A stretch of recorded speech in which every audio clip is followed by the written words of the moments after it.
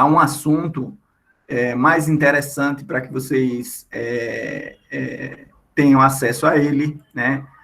Vão ter atividades e avaliações que vão ser importantes para que vocês continuem entendendo melhor o assunto. Enfim, é muito, muito importante que vocês acessem sempre o AVA. Diariamente é mandatário, né? Mandatório, ou seja, um acesso diário, pelo menos. Agora, lógico, se você tiver condições e achar interessante e achar importante, acessem 3 vezes. É a minha recomendação. De manhã, de tarde e à noite, certo? Para todas as disciplinas, professor? Para todas as disciplinas, sim. Se você acessar o AVA, olhe todas as disciplinas que você tem olhem, né? Não estou dizendo estudar, disponível para vocês ao longo do semestre atual, né? Além disso, o que acontece? A gente tem a presença de vocês, como é que ela é avaliada? Preste atenção a essa parte que eu vou falar agora. Ela é avaliada segundo o acesso e uso do material que está lá no AVA e parcialmente pela presença aqui. Ou seja, o que é que a gente conta? Conta o que você fizer de atividade lá no AVA. Isso é o que mais vai contar para vocês terem a chamada, ou seja, a presença contabilizada como ok ao longo de toda a disciplina, certo? Essa informação é muito importante para todos vocês. Eu vou repeti-la daqui a algum tempo, daqui a alguns minutos, né, quando a sala estiver mais cheia. Mas, enfim, primeiro ponto, acesso constante ao AVA. Segundo ponto,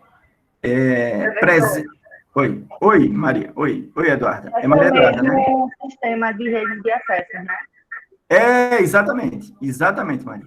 Você lembra como foi lá em rede de acesso? É a mesma filosofia, tá? A ideia é a mesma.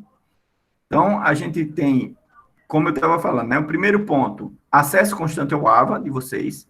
Segundo ponto, execução das atividades. Terceiro ponto, presença, ausência. A presença é contabilizada mediante a execução das atividades e acesso ao sistema. Então, por exemplo, agora na primeira semana, se vocês forem observar, o que a gente vai falar aqui vai estar contido em alguma sessão lá no AVA.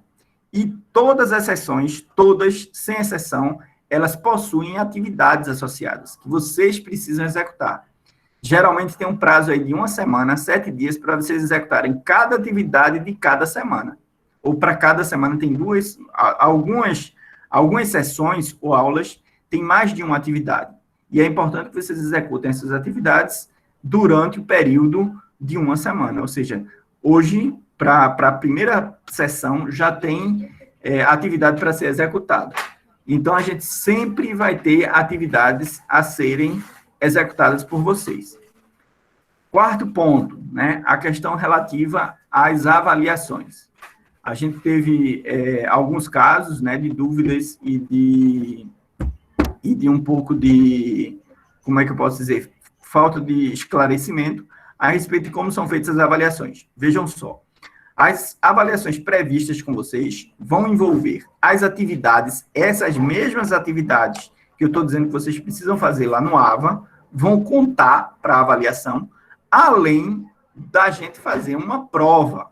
Então, veja, para cada unidade, no IF, a gente tem geralmente 2 unidades por período letivo. Estamos no período letivo de 2021, então a gente vai ter também 2 unidades, 2 notas.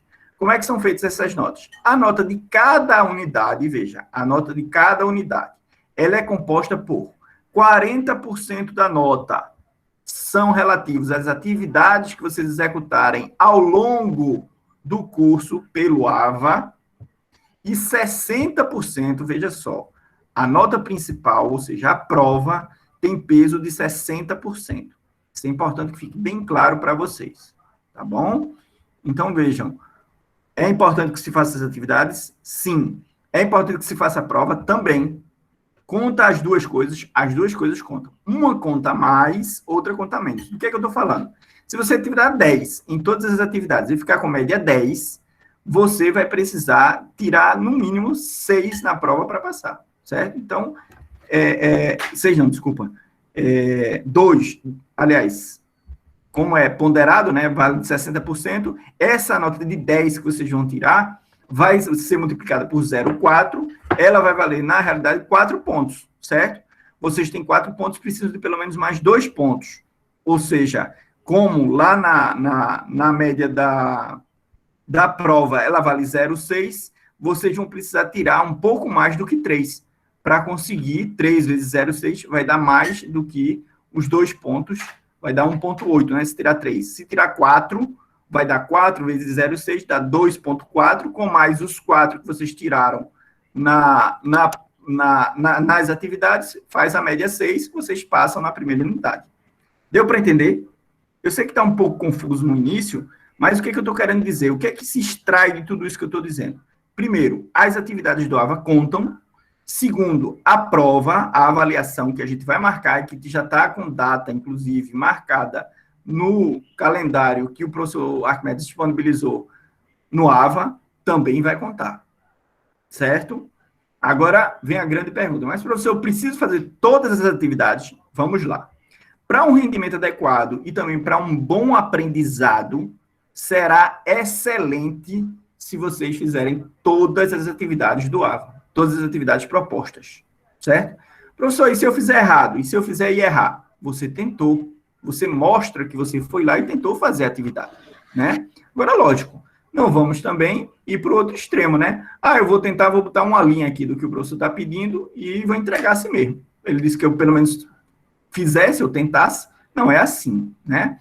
Quem foi meu aluno aqui sabe, eu prezo muito por organização, conteúdo e, sobretudo, a opinião pessoal de vocês. O que vocês estão achando de como a gente está conduzindo essa disciplina, certo?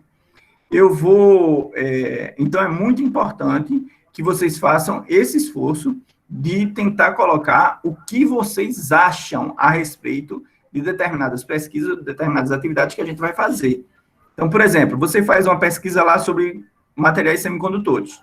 E aí você coloca, né? Você colhe informações, organiza, não copiem, não façam copy-paste, não copiem e colhem. Vocês olham a informação, discriminam no material, num editor, e mandam para a gente, em PDF.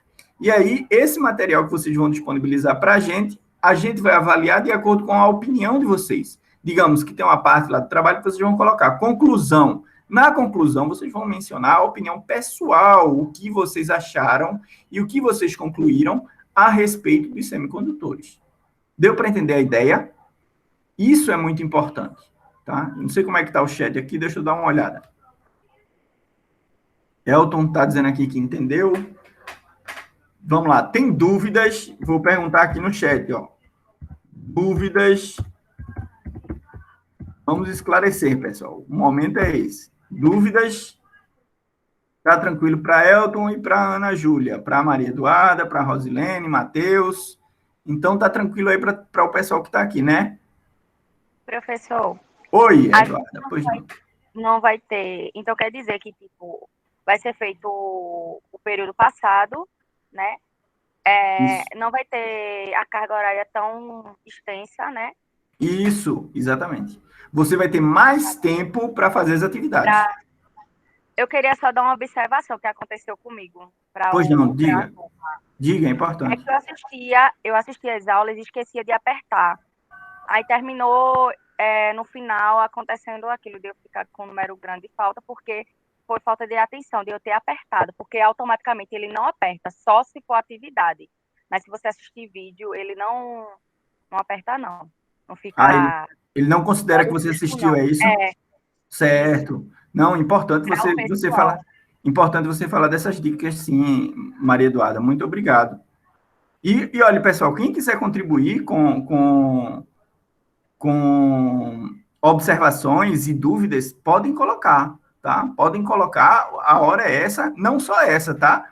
A gente sempre tá aberto a ouvi-los. Então, se vocês tiverem alguma coisa para falar, para comentar a respeito da condução da disciplina, é importante que vocês falem também. Tá, joia? A gente está querendo colocar para vocês que a participação e interação com vocês é muito importante, para não acontecer um certo desconforto ao final, certo? De repente, você chega lá no final, a gente diz, olha, vocês não fizeram as atividades tais, tais e tais, e por isso a nota de vocês caiu bastante, ou a sua nota caiu bastante, aluno fulano, XYZ. E aí vocês serem surpreendidos. Ah, mas eu não sabia que era para fazer atividade. É para fazer. Se puderem, façam todas. Elas valem 40% da nota de vocês. Certo? Então, façam todas. Oi, Rosilene, você levantou a mão aí, pois não, diga. Ou foi por engano? Fui eu que levantei, professor. Ah, foi Arquimedes, desculpa, que está junto aqui do R. É só para lembrar que a gente pode colocar até falta, mas essa falta, na verdade, ela não reprova, porque a aula síncrona não tem chamada em si.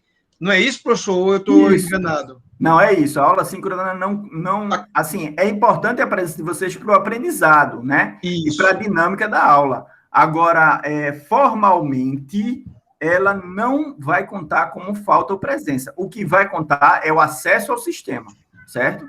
Então, veja, tem uma falta formal, tem uma questão de ser computada a presença ou não de vocês, segundo o acesso ao sistema. Aí sim, nas atividades do AVA, caso vocês não as executem a contento, ou não é a contento, mas não acessem o sistema, aí a gente vai ter que computar algum tipo de ausência no curso. Dá para entender que, como ele é remoto, então a avaliação da presença ou ausência de vocês é feita a partir do acesso ao AVA, tá?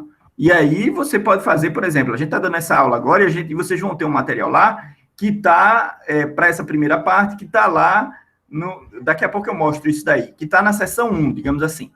E aí o que acontece? Você não estuda essa semana e só vai acessar esse material na outra semana, mas você acessa o material, certo? Só que você vai ver que é muito complicado acessar o material de uma semana e da outra de uma vez. Primeiro, que pode ficar cansativo para vocês. Segundo, questão de tempo mesmo. Quem trabalha, quem tem outras atividades, né? Quem cuida de uma casa, né? Quem ajuda a mãe ou o pai, quem possivelmente está no emprego e precisa dar uma resposta lá no emprego, e aí não tem tanto tempo para acompanhar as atividades devagar e com calma. E aí fica registrado lá que você participou, sei lá, 2% do total que tem de atividades para fazer no AVA. Aí você pode ser penalizado, sim, com uma falta, mas só para as atividades que a gente chama assíncronas, ou seja, não são as atividades que a gente está fazendo aqui agora, não é a aula em si, a aula síncrona, essa aula que a gente está fazendo aqui com vocês remotamente. Deu para entender a ideia? Então, o que o professor Arquimedes está querendo dizer?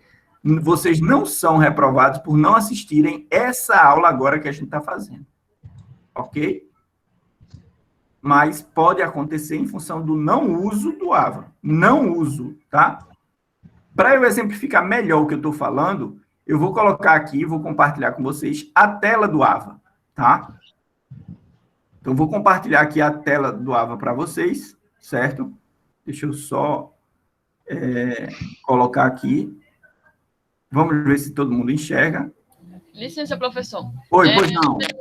O sondagem com os alunos é obrigatório? É como eu disse, Rosilene, olha, nenhuma das atividades tem escrito assim, obrigatório você fazer. É importante que você faça para você ter uma nota relativa àquelas atividades que você está fazendo. Essa eu já fiz e já enviei. A outra eu estou tentando enviar já, a pesquisa. Certo. Essa eu já enviei. A outra que eu estou tentando porque o meu aparelho, ele trava um pouco. Certo, mas então não tem problema. O que é que você quer saber? Não entendi. Você quer saber o que da sondagem? Não, a sondagem foi que da outra vez eu fiz, mas nem toda vez eu consigo pelo AVA. Sempre só consigo enviar pelo e-mail dos professores. Dessa vez eu consegui. Eu acho que me compliquei esse mestre que passou por causa disso, porque pelo AVA sempre o meu aparelho trava. Eu não consigo enviar as atividades. Ah, tá. Mas é muito importante isso que você colocou, Rosilene. Ótimo sua contribuição. Sabe por quê? Porque eu vou esclarecer uma coisa aqui fundamental para todo mundo. Quando a gente diz o acesso ao AVA, não é só o acesso para vocês olharem o conteúdo, estudarem e lerem, inclusive o livro do professor Arquimedes que está lá. Mas é também vocês enviarem e executarem as atividades pelo AVA, ou seja, pelo ambiente virtual de aprendizagem. Eu sei que vai ter casos em que você vai dizer, olha, não consigo pelo AVA, vou mandar pelo e-mail. Mas não é o oficial. O oficial é o AVA. o instrumento que a gente usa para estar em contato com vocês e vocês com a gente é o AVA. Então, é muito importante que vocês, quando tiverem um arquivo para enviar, envia pelo AVA. Quando tiver um relatório para enviar, envia pelo AVA. Um questionário para fazer, tem que fazer pelo AVA. Não adianta vocês fazerem atividades, uma pesquisa. Eu vou fazer a pesquisa aqui no Word, vou mandar para o e-mail do professor. Não, enviem pelo AVA. É muito fácil, é muito simples, não tem problema nenhum. Quem já fez aqui sabe o que a gente está falando. E quem não fez, vai lá, vai ver que é muito simples. Só para a gente continuar aqui com a exposição sobre o AVA e as atividades em si, eu vou acessar aqui, eu estou compartilhando com vocês a minha tela do AVA, tá? Se vocês forem ver aí, ó, deixa eu colocar aqui, desativar a edição, que eu estou entrando aqui como professor, e vou entrar como aluno, tá? Pronto, já estou como aluno. Então, vejam, quando vocês entrarem no ambiente virtual de aprendizagem, não sei se todo mundo já está familiarizado, deixa eu só mudar aqui para o papel de estudante. Vou entrar, ó, como se fosse um de vocês. O que é que vocês veem quando vocês entram? Quando vocês entram na disciplina de eletrônica, vocês vão ver isso aqui, um calendário com algumas observações, tem alguns avisos de eventos, tem o sumário do curso de eletrônica básica, da disciplina de eletrônica básica, e tem aqui embaixo, ó, a disciplina em si, eletrônica básica, uma pequena introdução para vocês, um cumprimento que a gente faz para vocês. Aqui vocês já vão ter acesso ao link do Meet, esse mesmo link que vocês estão usando aí, que é bom entrar com o usuário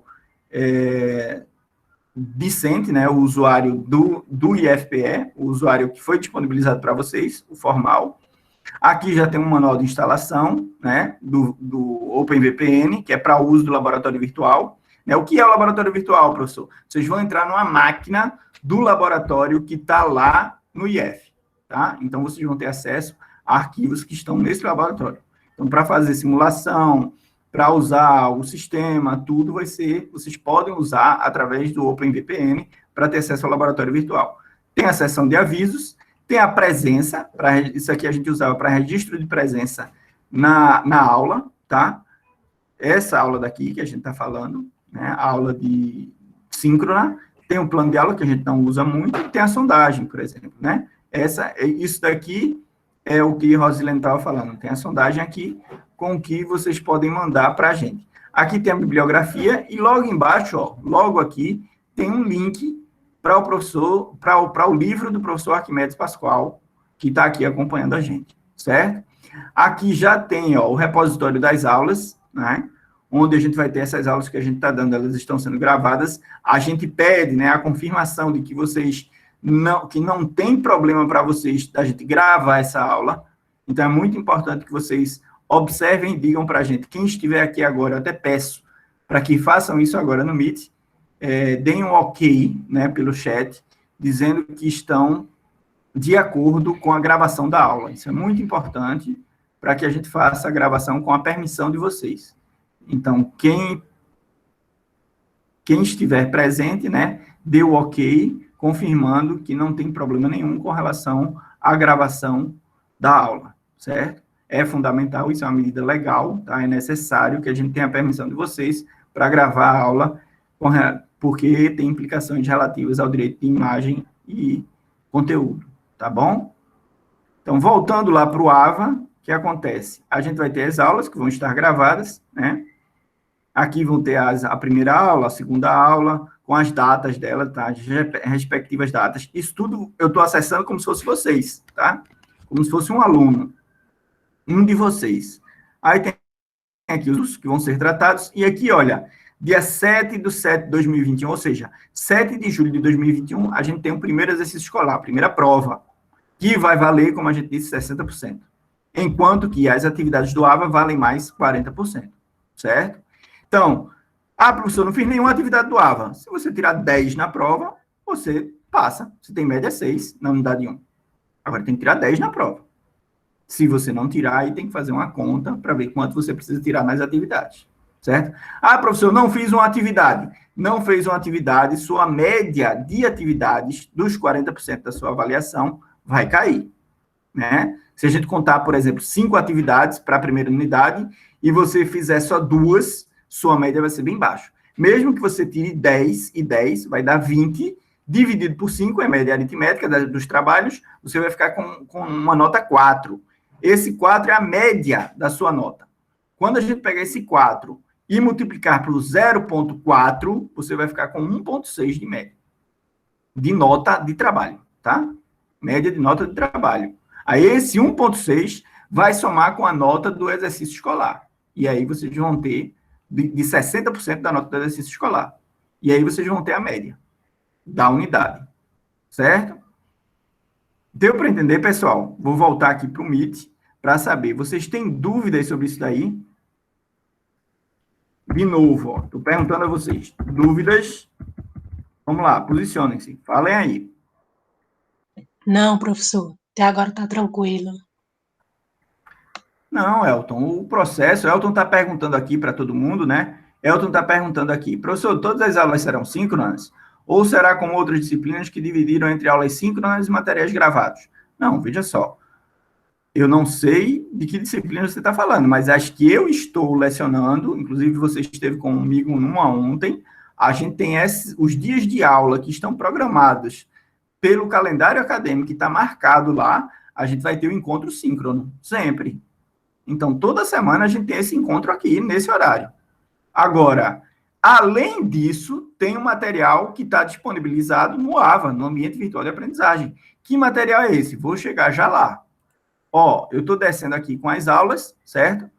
Estou chegando aqui, ó. Estou indo. Aqui já tem ó, a data do segundo exercício escolar, dia 1º de setembro. Depois tem a recuperação e depois tem a final. Aqui embaixo, ó, nessa área aqui, ó, é isso que eu quero deixar claro para vocês, ó.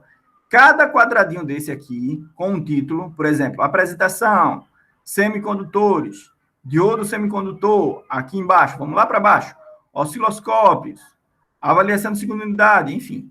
Cada quadradinho desse tem um conteúdo, certo? Se a gente pegar aqui, por exemplo, transistores bipolares, eu vou entrar nesse conteúdo, ó lá, vai aparecer assim para vocês, tá? Tem uma pequena introdução sobre o transistor, aí tem os recursos, tem vídeo aqui para vocês assistirem, que vai falar sobre o transistor, e depois tem uma atividade que é a pesquisa sobre transistor também, certo? E depois tem outra que é um relatório sobre uma simulação, certo? Então, ó, relativo a transistor, que a gente ainda não deu, a gente ainda não lecionou, mas já tem atividade lá, se você quiser ou achar interessante ver e conhecer, você já pode ir lá e ver o vídeo, já está disponível para você. Aí, para fazer a pesquisa e o relatório, talvez seja interessante assistir a aula síncrona, que vai ficar gravada quando a gente falar sobre transistor, certo? Não é objeto da aula de hoje. Isso é um acesso, né? Mas se a gente for acessar na ordem, professor, como é? Vamos lá, a gente vai lá para baixo, vai para a seção de acesso inicial, vamos para a primeira seção. A gente vai, ó, eu estou entrando no AVA como se fosse um de vocês. Entrei aqui em apresentação. Aí, na seção de apresentação, ou seja, na aula de apresentação, a gente tem uma introdução aqui e depois tem o material, ó, a apresentação dos professores da disciplina, importância da eletrônica, mini curso de eletrônica, é um PDF, placa de circuito impresso, outro PDF, livro do professor Arquimedes, já está aqui disponível também, outro PDF. Todo esse material ajuda vocês a responderem essa atividade, História da Eletrônica. Né? Aliás, desculpa, essa atividade aqui é os vídeos, né? São os vídeos para vocês assistirem sobre a história da eletrônica, certo? Que está aqui, contido aqui também. Aí depois tem esse bate-papo que está fora, eu acho que a gente não vai usar, e o fórum. Mas, enfim, o que é que eu estou querendo mostrar com isso? Que, ó, na sala de apresentação, na sessão de apresentação, você tem uma série de recursos para vocês estudarem e tem as atividades para vocês fazerem, para vocês executarem. Essas atividades que tem para fazer é que vão contar para compor a nota de vocês, referente a 40% da nota total. Certo? Deu para entender? Professor. Oi, pois não. Quem fala? No caso, essa semana é a apresentação da matéria, não é isso? Isso, exato. Aí, no caso, a gente vai responder um questionário sobre nossa opinião, só isso, né? Ou tem mais alguma coisa? Vamos voltar lá para ver. Se a gente vier para cá, né? Tem uma atividade para entregar no dia 19. O último prazo é dia 26/5. Vamos lá, pessoal. Vamos olhar. A apresentação. O que é que a gente tem? A gente tem, ó, os recursos. Aí tem aqui História da Eletrônica. Isso daqui não vai contar a sala de bate-papo nem um fórum. Mas tem a sondagem lá atrás, né? Se vocês forem ver, aqui, ó, antes, a gente não fez uma sondagem? Link do Meet, avisos. Livro do professor. Se eu não me engano, tem a sondagem, tá? O que é a sondagem? O que você entende por eletrônica? Esse é o objeto da sondagem. Isso é uma resposta livre, que normalmente a gente adiciona como atividade. Ela deveria estar disponível aqui, eu vou dar uma olhada porque não está, mas isso seria para vocês fazerem já agora, nessa primeira semana, é responder a sondagem, tá? Que eu não sei se o professor transforma nessas perguntas aqui. Enfim, tem essas perguntas aqui, né? Que está aqui, ó, o que é eletrônico, o que é um sinal, né? Alguns instrumentos, enfim. É importante que vocês respondam essas atividades que eu estou falando, ou seja, a atividade de sondagem, é importante responder. Vamos ver uma outra aqui, que tem mais ligação com isso que eu estou falando. Deixa eu abrir aqui a seção dos semicondutores, para a gente ver o que tem nela. Fala dos recursos. Pronto, aqui, pronto. Esse aqui tem uma atividade, pesquisa, certo? Data de entrega, 26 de maio de 2021. Faça uma pesquisa sobre os diferentes materiais usados na fabricação de dispositivos semicondutores. Liste algumas de suas características e possíveis aplicações. Tente listar o maior número possível de aplicações. Vocês vão fazer a pesquisa, não está discriminado aqui o formato de envio, mas é para enviar num editor, possivelmente um PDF ou um Word. Geralmente, eu peço em PDF. Mas isso daí a gente pode esclarecer depois nas outras atividades. Mas aqui, ó, já tem uma atividade que é de pesquisa. Qual é o prazo de entrega, professor? 26 de maio. Isso daqui a gente ainda não falou a respeito dessa sessão, que é a sessão que trata dos semicondutores. Não sei se a gente vai abordar já hoje. Acredito que sim. E hoje a gente já aborda os semicondutores. E aí vocês vão responder essa atividade aqui. Certo? Essa pesquisa. Por outro lado, se a gente for lá para uma outra sessão, se a gente for para outra sessão disponível, por exemplo, vamos lá, a gente vai para a sessão do diodo. O que acontece? Tem falando sobre o diodo, a aula, uma apostila, vídeos sobre os retificadores de meia onda, de onda completa, e a atividade, ó, exercício sobre o diodo. Aí tem aqui, ó, um exercíciozinho que vocês vão responder e vão mandar a resposta para a gente. O que é que tem mais, professor? Tem um relatório.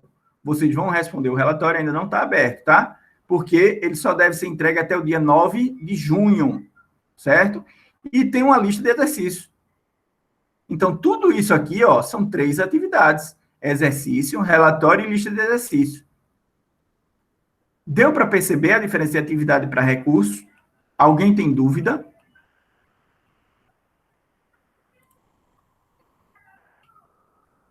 Vamos lá, pessoal, falem comigo. Dúvidas? Estou perguntando de novo, ó. Para mim tá tranquilo. Tranquilo para Maria Eduarda.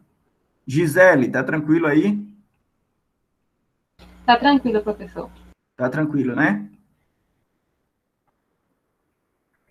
Tudo certo, todo mundo tá tranquilo. Deu para entender a ideia da execução das atividades do AVA, mas a ideia da prova, da avaliação em si. Como é a prova, professor? Como é a prova nesse ambiente virtual que a gente não sabe? A prova, minha gente, é o seguinte: no dia da aula, ou seja, na quarta-feira relativa à data da prova, que a primeira, se eu não me engano, é 7 de julho, o que é que aconteceu? O que é que vai acontecer? Vocês vão ter um tempo determinado pelo horário da aula, certo? 6h30 até as 20h45, para fazer a prova, certo? A avaliação, que vai estar lá disponível para vocês no AVA como avaliação. Aí vocês vão responder a avaliação e entregar para a gente, enviar para a gente a resposta, certo? Feito isso, a gente vai pegar a nota da prova, vai multiplicar por 0,6 e somar com a média das atividades que vocês executaram, multiplicado por 0,4. Aí vai compor a nota de vocês da primeira unidade. Ah, a pessoa não conseguiu nota para a primeira unidade. Aí tem uma prova de recuperação que o professor Arquimedes já está organizando para ser feita. Aí como é que é feita a prova de recuperação? Na semana seguinte à semana da prova, vai ter uma outra prova, né, que é a prova de recuperação, que vai, se eu não me engano, vai fazer uma média, é isso, Arquimedes, com a primeira prova. É isso eu estou falando? Não, está correto, professor. É isso, né? Aí vai dar a nota, aí vai dar a média da prova, certo? Se a pessoa tirar um 7 na primeira prova, não precisaria mais fazer a recuperação, não é isso, Arquimedes? Correto. Se a pessoa tirar uma nota abaixo de 6, tirar um 3, aí ela vai fazer a prova, né? A segunda prova de recuperação, e aí a gente faz a média. Aí vamos supor que ela faz a segunda prova de recuperação e tira um 7. Aí vai fazer 7 com 3, 10, dividido por 2, 5. A média dela fica para a prova de 5, que vai equivaler a 60% da atividade, da avaliação da primeira unidade da disciplina. Deu para entender, pessoal? Sim ou não? Sim. De novo, vou perguntar de novo. Ó. Dúvidas? Veja que eu estou perguntando aqui, estou colocando sempre para vocês pedirem esclarecimentos. Lógico, não ficou claro, pessoal, você não está com dúvida agora, mas foi ver o material amanhã, ou vai ver o material amanhã, e aí surgiu dúvida. Não tem problema, pergunta para a gente na próxima aula, ou manda uma mensagenzinha pelo AVA, aqui, ó, deixa eu mostrar para vocês. Se a gente vier aqui no AVA, ó, e clicar aqui, ó, mensagenzinha, ó, parece um balãozinho de quadrinhos, você clica aqui, ó, aparece a mensagem, e aqui, ó, você escreve, quero mandar uma mensagem para Maria Eduarda, por exemplo, Maria Eduarda, aí vai aparecer ela para mim, ó, Maria Eduarda. Eu entro aqui e escrevo a mensagem para Eduarda. Tem duas Eduardas, tá? Aí tem aqui, ó, Maria Eduarda. Eu vou pegar aqui e escrever a mensagem para ela, a dúvida que eu tenho. Joia? Deu para entender a ideia, pessoal? Ó, e tudo dentro do AVA, dentro do ambiente virtual de aprendizagem, ou seja no ambiente oficial que a gente usa, ambiente formal e oficial do IF, para essas aulas remotas que a gente está tendo. Joia? Tranquilo para todo mundo? Sim ou não? Falem comigo. Ana Júlia, ok. Elton, ok. Maria, Gisele, Joselita. Ok. Matheus, Oséias. A ideia, pessoal, é esclarecer vocês o máximo possível a respeito do funcionamento das aulas remotas da gente. Então, se tiverem dúvidas, manda a mensagem lá para a gente. Se quiserem algum tipo de esclarecimento, manda a mensagem para a gente. Se precisarem tirar uma dúvida a respeito do assunto que está sendo abordado, fiquem à vontade para falar pelo microfone. Não se sintam pressionados, não, nem fiquem tímidos. Apareçam para a gente. Tá certo? Ah, professor, eu tô não vou falar pelo microfone, eu tenho vergonha, eu não gosto muito de falar, mesmo que seja no virtual. Fala aqui no chat, aqui, como vocês estão respondendo aí, sim, ok, a gente está sempre olhando. Se não estou eu olhando, está o professor Arquimedes. Certo? Joia? Joia, professor. Então, só para a gente esclarecer, né? Eu vou colocar aqui, ó, esclarecendo, 2 pontos. Vou botar, ó, esclarecendo, eita, saiu tudo errado ali, o meu esclarecendo. Esclarecendo.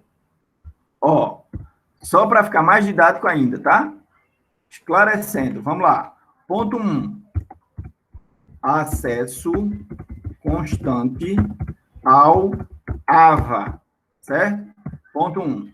Ponto 2. Aulas síncronas são importantes pelo conteúdo, certo? Ponto 3. Presença em função do acesso às atividades do AVA. Ponto 4. Estão lendo aí o que eu estou falando. Estou falando aqui e estou também escrevendo, tá? Ponto 4. Avaliações. Avaliação, tá, gente? É o quê? 0,4, ou seja, 40%, vezes, vou botar aqui, ó, atividades do AVA, mais 0,6 vezes prova. Aqui, avaliação para cada unidade, certo? Avaliação de cada unidade. Ó, vai aparecer aí no chat de vocês. 4, avaliação cada unidade. 0,4 vezes as atividades do AVA, mais 0,6 vezes prova, certo? Alguma dúvida ou algum ponto que eu não esclareci? Atividades AVA.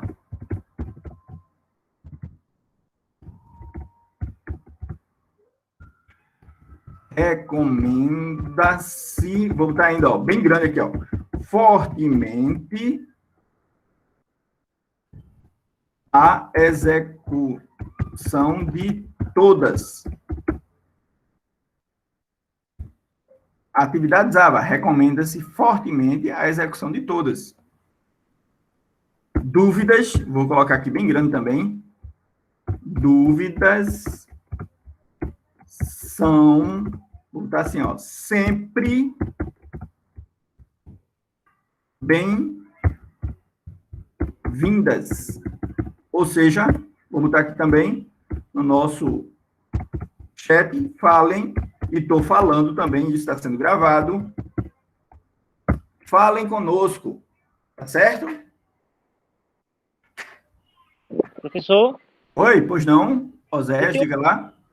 Isso, perfeito. Professor, eu estou com uma dúvida em relação a... Quando a gente, por exemplo, a gente vai acessar uma VPN e vai acessar o serviço lá no IFE, como se estivesse lá. Mas a minha pergunta é, que tipo de laboratório a gente vai fazer lá?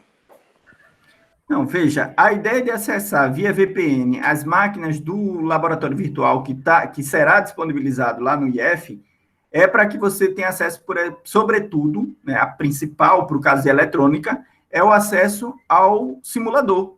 Porque você pode ter um celular em que o simulador que está lá fique pesado para você executá-lo no seu celular. Ou você pode ter um notebook que não seja, cujo sistema operacional, ou talvez as especificações não sejam adequadas para rodar aquele simulador, entendeu? Então, é uma alternativa para você, para aquele aluno que talvez não tenha capacidade de recurso de hardware para estar acessando aquele determinado simulador, aquele determinado editor. Então, a gente fez isso para auxiliar o aluno, para que o aluno que não tem o recurso possa ter acesso ao recurso. Agora, lógico, se eu sou um aluno que eu tenho um notebook em casa e o meu notebook tem espaço suficiente em HD ou no disco rígido ou de memória e eu posso executar, ou eu já tenho comprado um simulador eventual, eu uso o simulador que eu tenho. A gente vai estar usando, e vai estar demonstrando para vocês, usando o Proteus ou, por exemplo, o ECS. Teve um momento em outras situações em que a gente lecionou a disciplina junto, eu, o professor Arquimedes fez demonstrações de uso de simuladores em eletrônica que você podia usar facilmente no celular. Mas tem, por exemplo, o aluno que vai dizer, não, professor, eu não consigo porque meu celular está completamente cheio, nada eu consigo baixar mais no celular. Tá certo, usa aí o OpenVPN, entra na máquina do laboratório que a gente está lá no IF e acessa pelo laboratório o simulador, certo? A ideia é essa. Mas a gente vai demonstrar também o uso do simulador. O professor Arquimedes é craque nisso aí, não se preocupem. Professor, outra dúvida. Esse simulador, é possível a gente baixar ele da internet ou a gente acessar sem ser, sei lá, baixar para minha máquina esse simulador, não? Olha, vamos lá. O Proteus, que é o que a gente usa lá no IF, ele exige licença. Mas existem simuladores para circuitos eletrônicos que estão disponíveis no mercado e que você consegue baixar, sim, gratuitamente.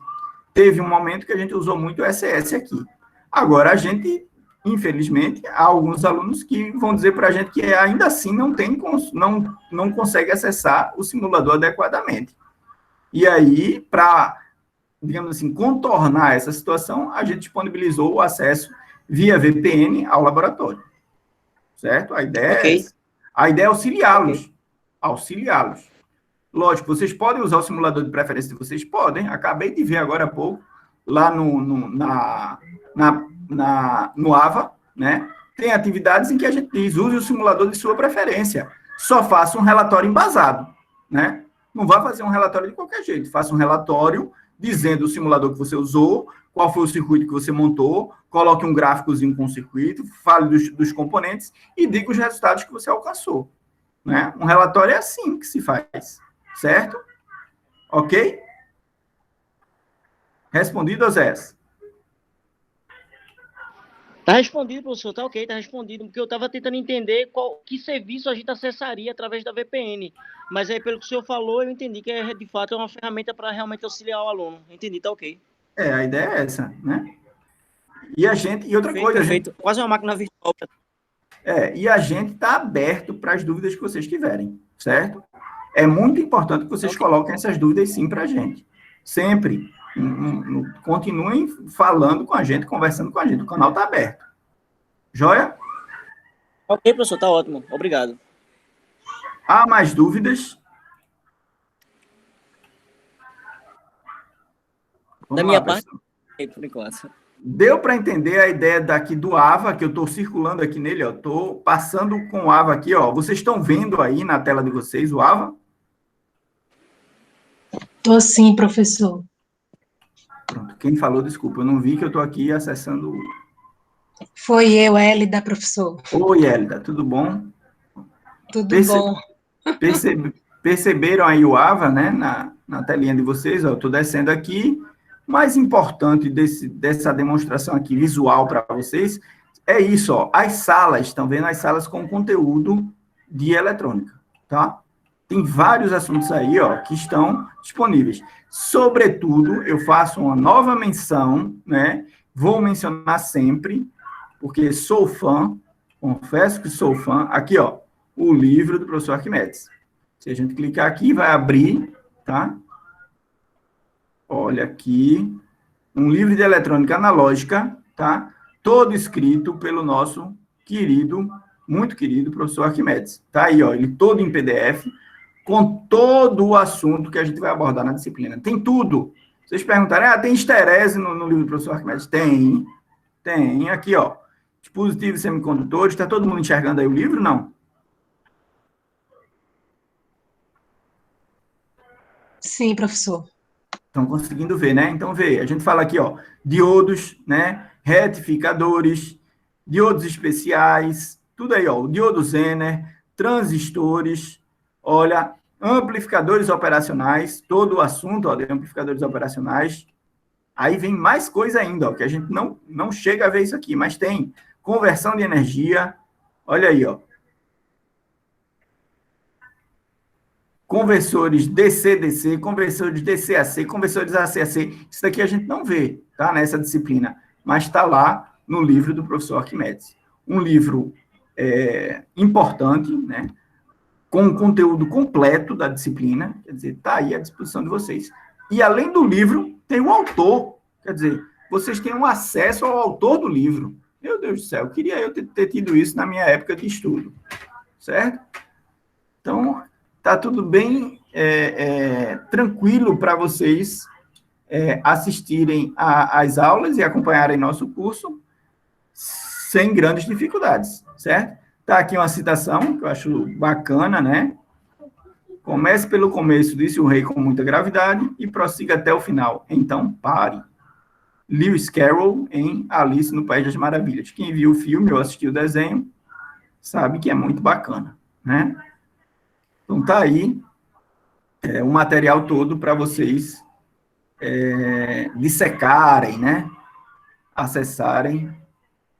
Aqui, ó, fala um pouquinho sobre a eletrônica analógica, a diferença, né? O que é um dispositivo semicondutor, e aí vai, ó. E, além disso, além do livro, que é um material bem rico que tem aqui, a gente tem o próprio autor. A gente tem o professor Arquimedes à nossa disposição e toda semana aqui com a gente, tá?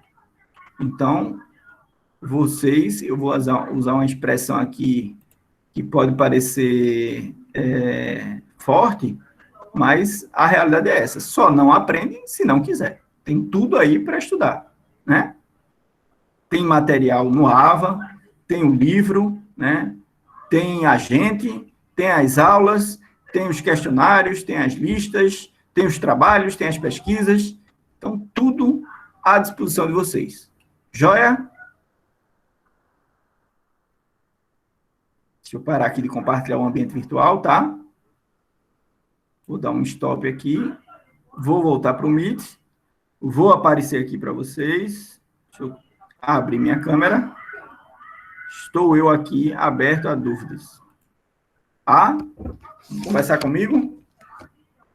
Quem tem dúvida, vamos lá. Coloque aí para a gente. Há mais dúvidas?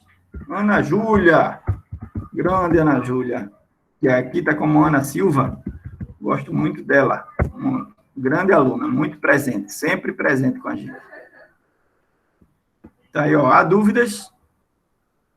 Volto a frisar, ó. Coloquei aqui no chat. Quem entrou agora, quem entrou e não viu, quem entrou e saiu, tá aqui, ó. Bem esclarecido, ó. Pontos importantes. 1, acesso constante ao AVA. Se puder, acesse 3 vezes por dia. 2, as aulas síncronas são importantes pelo conteúdo, tá? Mas o aluno que, se faltar eventualmente a aula síncrona, não será reprovado por isso. Presença em função do acesso às atividades do AVA, ou seja, é muito importante que sejam feitas as atividades do AVA. 4, a avaliação para cada unidade é composta por 0,4 vezes as atividades do AVA, mais 0,6 vezes a prova. Isso daqui significa o quê? Que as atividades do AVA, a média delas vale 40% e a prova vale 60% da nota de cada unidade de vocês. Ok? Pergunta, há mais dúvidas? Algum outro esclarecimento que vocês precisem? Sim, não? Tranquilo? Acabei de postar aí, sem dúvidas. Tranquilo. Estamos aqui na nossa aula com 1, 2, 3, 4, 5, 6, 7, 8, 9 alunos, certo? 9 alunos, com mais eu e o professor Arquimedes aí, somos 11. Professor, quer conduzir agora ou prefere que eu faça? Eu queria só mostrar uma coisinha para eles, me permita, pois não, em relação ainda ao AVA. Pois não, professor, está com o senhor. Eu vou mostrar.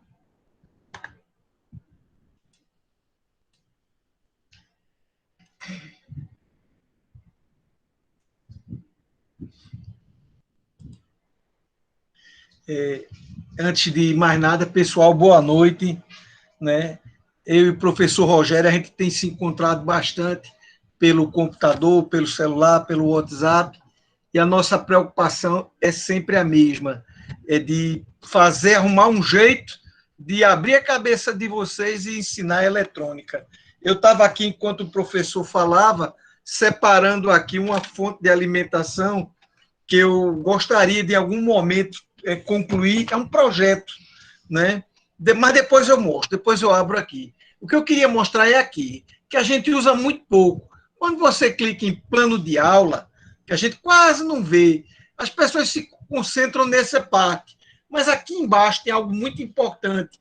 Quando a gente clica aqui nesse todas, aula a aula tem o que a gente vai falar em cada aula. E mais, se você clicar aqui, você tem aqui, por exemplo, eu posso olhar quais foram os alunos que viram aquele determinado ponto, né? E dizer, olha, fulano entrou aqui, olha aqui, ó, presente, atrasado, esse aqui é dispensado e ausente, né? Isso ajuda, em certa maneira. A gente não quer, eu vou usar uma expressão meio chula, mas a gente não quer ferrar ninguém, não, né? Mas a gente quer estabelecer um mecanismo que a pessoa, são 19 alunos, apenas 19, que eles possam dizer assim, eu tenho tudo nas minhas mãos, né? Eu tenho aqui a descrição completa. Se eu não pude acessar a aula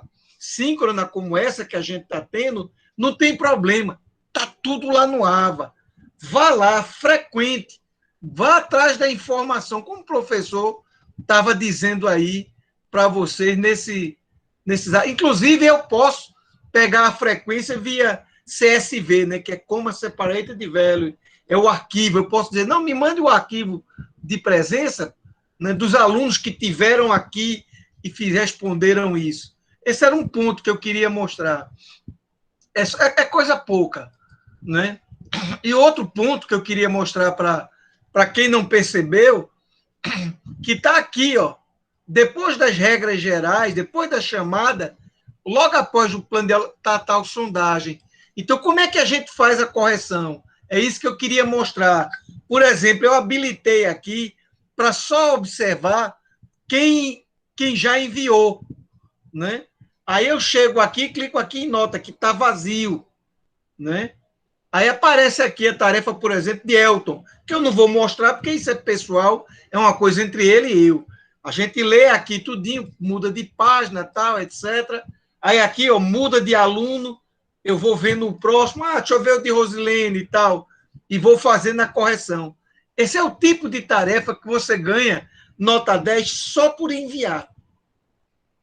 Respondido, mas só por enviar. Não tem que se preocupar com mais nada, né? Então, de certa forma, é uma ajuda, é um estímulo que a gente resolveu fazer para ver se ajudava vocês. Eu vou abrir agora a minha câmera e queria que vocês olhassem para a câmera. Deixa eu ver como é que eu faço. Eu paro a apresentação, a câmera já está aberta. Pronto. Então já está, vocês devem estar me vendo, né? Pronto, deixa eu clicar, fechar aqui. Engraçado, eu não sei como me ver. Pronto, agora eu sei. Veja só. Isso aqui eu vou tentar transformar em uma fonte de alimentação bem legal, juntamente com vocês durante o curso. Tá vendo aqui, ó? É uma caixinha, ó. É uma caixa. Aí aqui tem saída, por exemplo, mais 12, menos 12 e saída ajustável. Potenciômetrozinho de um lado e do outro para ajuste grosso e ajuste fino. Cabo de alimentação para ligar na tomada, né? Então aqui, ó, eu já tenho todos os componentes aqui. O transformador, eu já fixei ele na parte de baixo da caixa. Quando a gente fechar a caixa da fonte, se Deus quiser, a gente vai conseguir, nesse semestre, fazer algo desse tipo. Pronto, cadê? Encaixou agora. Está aqui a caixinha, bem bonitinha. Pena que eu não tenha um display para botar aqui, porque seria legal. Eu estou pensando em arrumar um display para poder botar aqui, para a gente poder, quando definir a tensão no potenciômetro, aparecer a tensão que está aparecendo em cada uma das saídas. Na primeira saída fixa, na segunda e na saída ajustável. Eu não botei aqui um botão de 110, 220, né? E aqui já estão as peças separadas, os dissipadores dos reguladores de tensão. Deixa eu ver se dá para visualizar direito, né? Tá aqui, ó. Que a minha luz aqui nesse quarto não me ajuda muito, não. Tá aqui. Mas dá para ver, dá para ver, né? Os dissipadores, os capacitores. Para clarear um pouquinho mais. Fazer o quê? Usar uma lanterna assim próxima e ajuda a clarear. Ah, sim, é verdade. É verdade. Boa, rapaz. Falar com gente que entende é outra história, não é não? Melhorou, eu não sei se melhorou. Ó, tá aqui, ó. Os reguladores de tensão, os 3 reguladores. Tem que botar de um lado de trás, né, eu acho. Melhorou, professor. Tá aqui os CIs. Tá parecendo bem melhor. Melhorou, sim. Melhorou, né? Pronto. Aí tem aqui um monte de componente. Tá meio bagunçado aqui o meu quarto, que quarto de quem trabalha com eletrônica normalmente é uma bagunça mesmo. A gente se esforça para deixar organizado, mas é mais difícil. Professor, o senhor quer que eu comece agora com a aula mesmo? Sim, professor. Fique à vontade aí. Então, pau na máquina. Pessoal, aproveitem. Aproveitem muito mesmo, porque eu mesmo aproveito demais.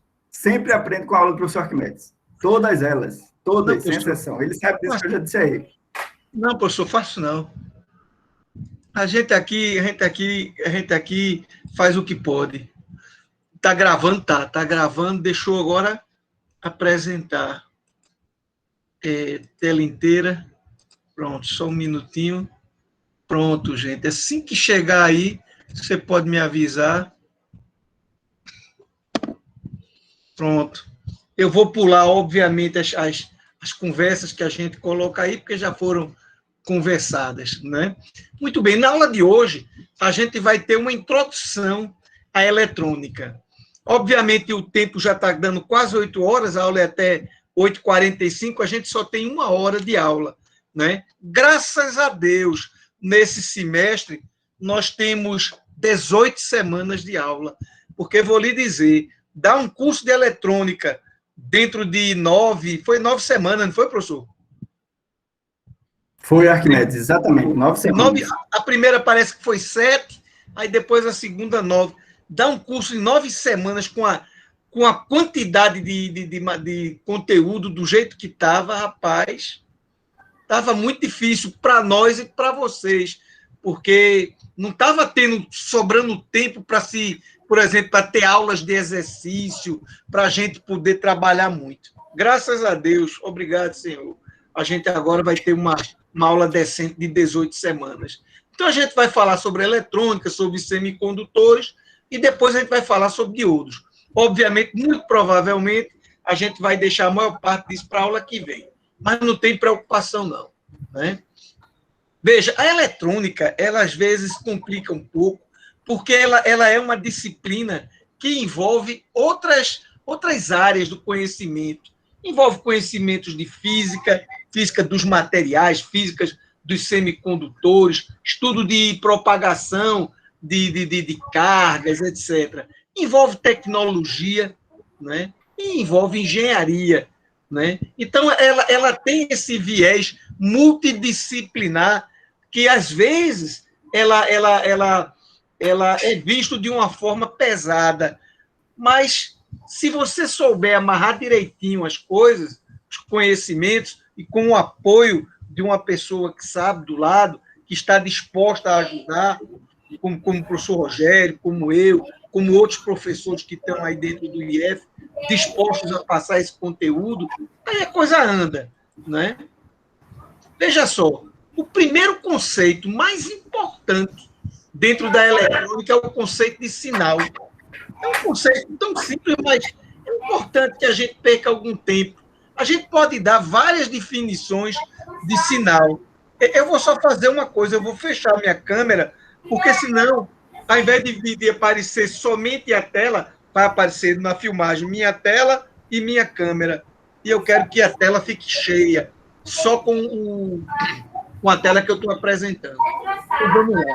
Então, eu posso dizer que um sinal é qualquer forma de representar uma informação. Se você tem uma forma aí qualquer de representar uma dada informação, você pode dizer que isso aí é um sinal. Né? É um sinal.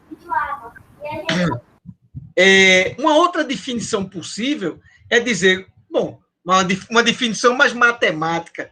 Sinal é uma função que contém alguma informação sobre um determinado fenômeno. Então, você já tornou a definição, digamos assim, mais formal, mais matemática. Exemplos de sinais. Olha que engraçado. Sinais de fumaça. Sim, sinais de fumaça estabelecem comunicação entre os índios de uma tribo e da outra, de forma limitada, com toda certeza. Não dá para dizer, através de uma linguagem de sinal, ô fulano, como vai você? Como vai sua família? Que horas são? Como é que andam as coisas por aí? Não. É um alfabeto extremamente limitado, com toda certeza. As letras de um alfabeto, elas trazem uma certa quantidade de informação. Portanto, é um sinal. Uma partitura de uma música, quando você está tocando, você toca flauta, por exemplo, aí está lá a partitura na clave de sol, aí você vê lá uma bolinha na segunda linha, é sol, né? Você sabe que aquilo ali é um sol. E a variação de alguma grandeza ao longo do tempo, Essa é a que nos interessa no âmbito da eletrônica. As grandezas, elas variam ao longo do tempo. Eu peço perdão aos professores da área de eletrônica digital para fazer uma brincadeira. Sinais digitais são, em certo sentido, abstrações. Não existem. Não existe sinal digital. Um sinal que está em 0 e passa para 1 num tempo nulo. Isso não existe. A gente que trabalha com eletrônica analógica sabe que existe um preço a se pagar. Quando se está num nível e passa para um outro nível, leva-se um tempo chamado tempo de subida ou tempo de descida, quando ele está no nível alto e cai para baixo. Mas o que importa é que a natureza, se você olhar ao seu redor, ela não tem uma natureza, ela não é digital, ela não tem uma essência digital. A natureza, ela tem uma essência analógica, né? Para variar de um estado para outro, ela precisa passar por pontos intermediários. Esse é o tipo de sinal que interessa para a gente. Por exemplo, uma senoide. Uma senoide é um sinal muito bem comportado, né? Uma onda como essa aqui, que não é uma triangular, aqui é uma rampa. A gente chama esse sinal aqui de rampa, né? Uma onda triangular aqui agora, né? Ou uma onda quadrada. É engraçado, né? Todos esses sinais aqui podem ser escritos como uma soma de senoides. Olha que coisa engraçada. Isso foi provado em 1831 por um camarada chamado Joseph Fourier. Obviamente, várias ondas senoidais de frequências diferentes e de amplitudes diferentes, né, calculadas matematicamente. Mas ele mostrou que qualquer sinal periódico poderia ser decomposto como uma soma de ondas senoidais. Isso deu origem ao que a gente chama de espectro, de frequências. Quando a gente diz, esse sinal é de banda larga, vocês são da área de telecomunicações, por isso que eu estou falando isso. Esse é um sinal de banda larga, esse é um sinal de banda estreita. Você está se referindo à maior frequência que esse sinal contém. Quando você olha, por exemplo, para uma onda quadrada, em princípio a banda teria que ser infinita, porque um sinal de onda quadrada pode-se mostrar que ele contém infinitas frequências, mas matematicamente a gente prova que se cortar a partir de um determinado ponto, você quase não tem perda, porque a contribuição das senoides aí não vai causar grandes influências, né? Então, a eletrônica, ela lida com esses sinais. Ela se preocupa em olhar para a natureza, entender o que a natureza está passando. É a pressão de um determinado que está passando, por exemplo, num tubo, a pressão de um fluido, é a vazão, é a temperatura, né, etc. Então, existem diversos sinais que a gente precisa aprender a controlar. E a eletrônica mostra que ela pode, utilizando dispositivos, né, como diodos, transistores, circuitos integrados e sensores, né, ela pode desenvolver todo um equipamento, todo um conjunto de circuitos, digamos assim, que operam de forma eficiente, trabalhando em cima desse sinal, modificando de modo a que eu tenha o resultado que eu pretendo, né? E isso é muito legal. Olha que legal, outros sinais aqui interessantes. Um sinal de som, isso é um sinal sonoro, um sinal cardíaco, né? Os pulsos RST, não sei o que, um eletroencefalograma, um sinal do coração, da cabeça, sinais biológicos, né? Existem diversos sinais, e esses sinais podem ser tratados por dispositivos eletrônicos, né? E isso é muito legal, né? Eu posso implementar filtros, né, para poder dizer assim, não, eu não quero determinadas frequências, não me interessa, eu quero saber o que é que está ocorrendo nessa faixa de frequências. E a eletrônica faz isso. Ora, um dos pontos fundamentais para que se faça a eletrônica, para que se trabalhe com eletrônica, obviamente, é a utilização de instrumentos. Por sinal, aí na nossa sala de aula do AVA, nós colocamos lá no final uma seção que fala sobre osciloscópio. Claro que ali não tem tudo sobre o osciloscópio. Aliás, tudo é outra coisa que não existe. Tudo e nada são duas abstrações, né? Tudo, o que é tudo? Quanto mais você trabalha, mais você descobre que tem coisa. Mas tem bastante informação que ensina você a utilizar um osciloscópio, né? Então, multímetros, seja ele analógico ou digital, geradores de função e osciloscópios, são instrumentos de bancada extremamente importantes na área de eletrônica. Se vocês vão desenvolver algum trabalho na área de eletrônica, certamente esses equipamentos vão fazer parte do seu dia a dia, né? Especialmente se você for trabalhar na área de manutenção ou projetos, né? O dia a dia por exemplo, de manter uma estação funcionando tal, não os equipamentos são de outro tipo. A gente sabe muito bem disso. Algumas ferramentas importantes é a lupa de bancada, como a que eu tenho aqui, que é igualzinho a essa. Aliás, eu acho que essa aqui é até uma foto da minha. Uma lupa de bancada, um sugador. Esse é um sugador comum. Eu tenho aqui também um sugador que ele é a vácuo. Ele é elétrico. Você aperta um botão, ele esquenta o bico, ele faz com que a solda derreta e, ao mesmo tempo, ele suga a solda. Uma lupa pequenininha como essa, né? Alicate de corte, alicate de bico, pinças, olha como essa pinça é diferente. Essa pinça aqui, ela não gera energia eletrostática. O famoso protoboard, que eu queria tanto saber de onde veio esse nome, porque não existe essa palavra na língua inglesa. Isso é uma matriz de contatos, que em inglês se chama breadboard. Mas eu não sei por que chamaram de protoboard, provavelmente porque é a placa onde faz os protótipos. Mas isso é uma coisa do Brasil, o que é engraçado. Se você, num país de língua inglesa, falar que está querendo comprar, entrar numa loja e dizer que está querendo comprar um protoboard, o cara não vai entender o que você está querendo, né? Esse protoboard, eu tenho aqui um protoboard que ele saiu a parte de baixo, né?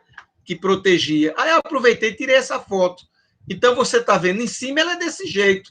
E embaixo ela é assim. Rapaz, olha que legal. Isso ajuda a compreender que esses furinhos aqui estão todos interligados. E que do lado de cá para o lado de lá não tem contato.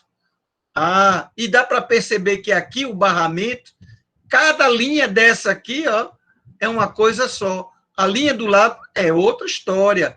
Pronto. Então, é muito importante saber utilizar um protoboard, né? Eu vou usar a expressão protoboard porque já está consagrada no nosso idioma e eu não vou desrespeitar, não. Olha o circuito integrado.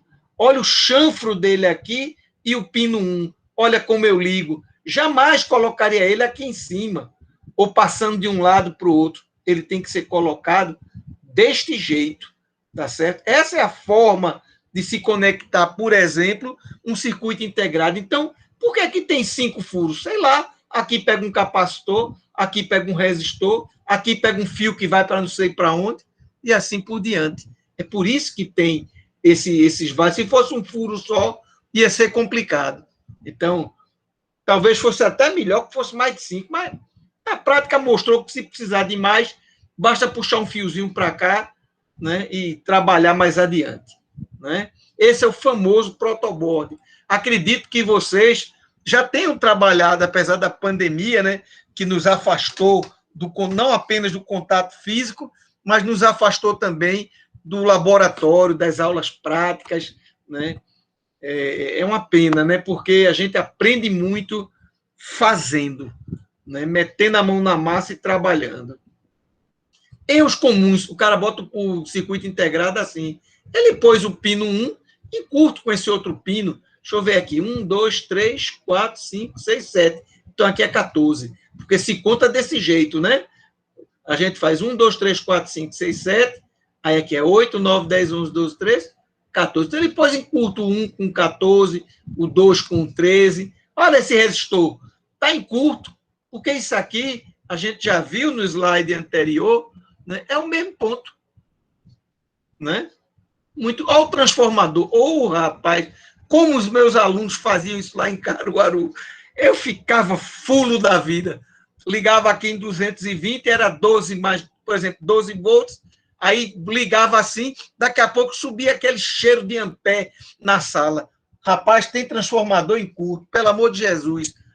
Só uma vez queimou, em geral não queimava não, a corrente era pequenininha, 500 miliampere, mas dava uma aquecida boa, né? Não era legal. Isso não era legal. O aluno precisava primeiro aprender a usar o protoboard para não cometer esse erro. Pega esse fio e bota mais para cá, ó, aqui na segunda ou na terceira coluna, mas não bota na mesma, né? Aqui eu estou mostrando como ligar, por exemplo, 3 resistores. Tá vendo? Dessa forma. Liguei esse resistor, peguei aqui. Esse aqui podia ter ido para lá? Poderia. Quero atravessar aqui esse vale, esse buraco aqui no meio? Quero. Não tem problema não. Aqui é outro ponto. E fiz a ligação. 1K 560, 470. É outra coisa que a gente precisa aprender, né?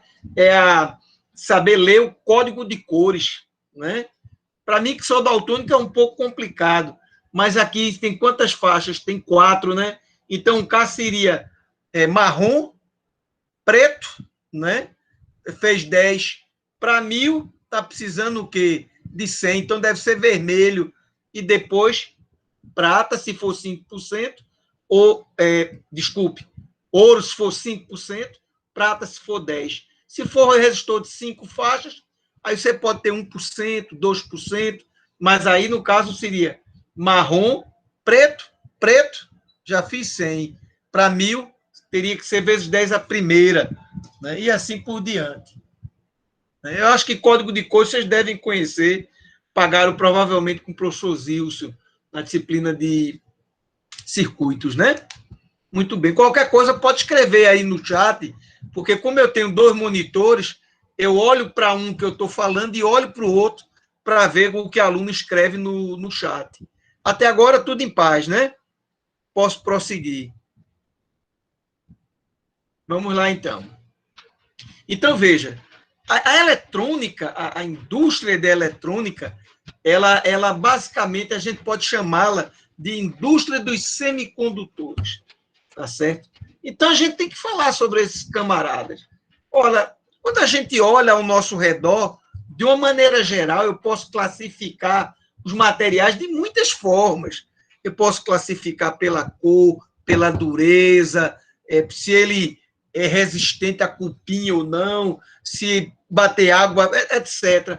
Mas uma classificação que interessa a nós é a capacidade dele conduzir corrente elétrica.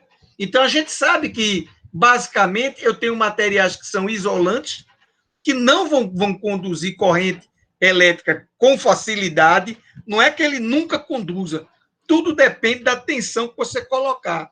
Você pode pegar um material e dizer, esse material é isolante. Bota aí 100 mil volts, 10 mil volts, 5 mil volts, para ver se ele ainda é isolante. Rapaz, ele pode ter deixado, você pode ter rompido o dielétrico dele e ele passa a ser um condutor, né? Então, é preciso a gente não perder de vista que quando a gente faz essa classificação, a gente não está supondo o uso em tensões muito elevadas, que podem romper ou quebrar o dielétrico de um determinado material. Então, o isolante é um mau condutor de eletricidade. Já os condutores, né, eles conduzem eletricidade com facilidade. E existe um pessoal que fica no meio do caminho. Podia ser chamado de semi-isolante, mas eles são chamados de semicondutores. E a explicação do porquê que isso existe está ligada à estrutura atômica do material.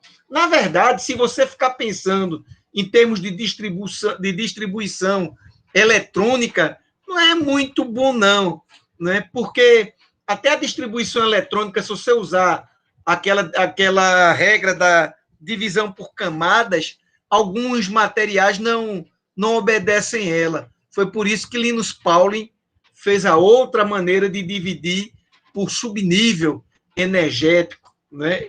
e por aí vai. Mas aqui não, aqui a maneira da gente raciocinar é através de uma coisa que a gente chama de bandas.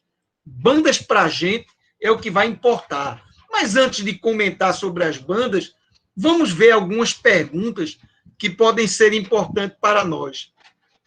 Por que os materiais semicondutores foram escolhidos para desenvolver os dispositivos eletrônicos? Olha que pergunta boa. Por que, meu Deus? Por que será? O que é que eles têm de especial que escolheram os materiais semicondutores? Não tentem responder agora. Não é hora. Essas perguntas vão ser respondidas ao longo do curso. É só para vocês pararem e pensarem, puxa, por quê, hein? Por que é que eles escolheram silício e germânio, dois materiais semicondutores? Por que não fizeram de ferro? Por que não fizeram de titânio, que é extremamente duro, sei lá o quê? Outra pergunta. Quais são os elementos químicos da tabela periódica que foram ou que são usados normalmente?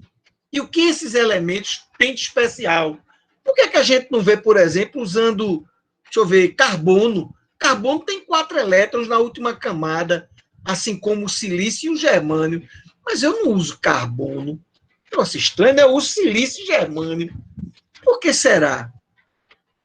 Que outros materiais são utilizados pela indústria da eletrônica? Ah, rapaz, ao invés de elementos químicos, tá certo, Elton? Ok. Ao invés de elementos químicos, existem materiais que a gente vai batizar de materiais semicondutores, importantíssimos, especialmente na indústria óptica, da eletrônica de dispositivos ópticos como LED, né, fototransistores, etc. Como eu disse, só vamos responder no final, provavelmente na aula que vem. Qual é a necessidade? Eu já ouvi dizer que tem que purificar os semicondutores. Tem até um cara que o pessoal chama de Kizorowski, que, na verdade, a pronúncia é Czochralski, né? Por que eu tenho que purificar os materiais semicondutores? Olha quantas perguntas. O que é dopagem de semicondutor? Qual é a consequência do processo de dopagem? A dopagem produz o quê? O que é que ela me dá? E, por fim, qual é a dependência das características dos materiais semicondutores com a temperatura, com a luz? Será que eles independem? Qualquer temperatura, o comportamento é o mesmo? Rapaz, com certeza não. E isso termina sendo muito bom, porque aí eu passo a ter dispositivos que eu posso utilizar como sensores. E isso é muito interessante, né? Vejam quantas perguntas super legais que a gente pode parar e se perguntar. Então, se a gente olhar aqui a condutividade, a gente observa que os isolantes é muito pobre, é 10 a menos 20. E aí, nessa escala, a gente percebe que mais adiante começa a surgir os materiais semicondutores. E, por fim, os condutores. Olha a escala de 10 a menos 20 a 10 a oitava. 100 milhões, né? 100 milhões. É muita coisa. 100 mega Siemens, condutividade se mede em Siemens, não é isso? 100 mega Siemens. Rapaz, é muita coisa, né? Então, os condutores realmente, por exemplo, manganês, ferro, argento, que é prata, né? Cobre, né? Olha o grafite aqui, ó. Ele está a meio caminho entre o semicondutor e o condutor, até elevado, viu? Portanto, não invente de botar grafite na tomada, não, né? Porque ele tem uma boa quantidade de portadores. Ok? Então, basicamente, quando a gente fala nos semicondutores, a gente está falando nessa família aí, ó. Boro, carbono, nitrogênio. alumínio é a família 4A, né? Silício, fósforo, gálio, germânio, arsênico, né? Aliás, peraí, acho que aqui tem um erro, porque fósforo não é semicondutor de jeito nenhum. Me perdoe. Semicondutor só aqui, ó. Carbono, silício e germânio. Ah, é verdade. Carbono, silício e germânio. E esses caras aqui? Ah, rapaz, esses caras aqui têm uma característica interessantíssima. Vamos lá. Esses caras do meio, que são os semicondutores, têm 4 elétrons na camada de valência. Esse anterior tem 3. E esse posterior tem 5. Negócio interessante. Muito interessante. Por que, professor, isso é interessante? Não, porque se eu chegar dentro de uma estrutura de um semicondutor, por exemplo, como silício, e colocar um fósforo lá dentro, se eu misturar, vai sobrar um elétron, porque o silício só quer 4 ligações. É mesmo, né? E esse elétron? Rapaz, esse elétron vai querer ir embora. Ele não tem nada a ver. Já está... A conexão com o silício já foi bem feita. Já tem 8 elétrons na camada de valência. Eu vou mostrar porque tem 8. Né? Deixa eu ver uma coisa aqui. Ah, tem um lapisinho. Eu tinha esquecido desse lápis. É assim, ó. Quando você tem aqui um silício, aqui outro silício, outro e outro. Ele entrou com um, com o outro também. Com um, com o outro também. Com um, com o outro também. Olha que legal. Então, aqui tem 2, 4, 6, 8. Cada tracinho desse está representando um elétron. Casou 8 elétrons. Isso aqui é na camada de valência, que é a última camada. Significa que, pela regra do octeto, né, esse composto aí não tem o menor interesse em por exemplo, vai ser difícil arrancar um elétron daí. Está todo mundo muito bem preso. Mas, se eu chegar aqui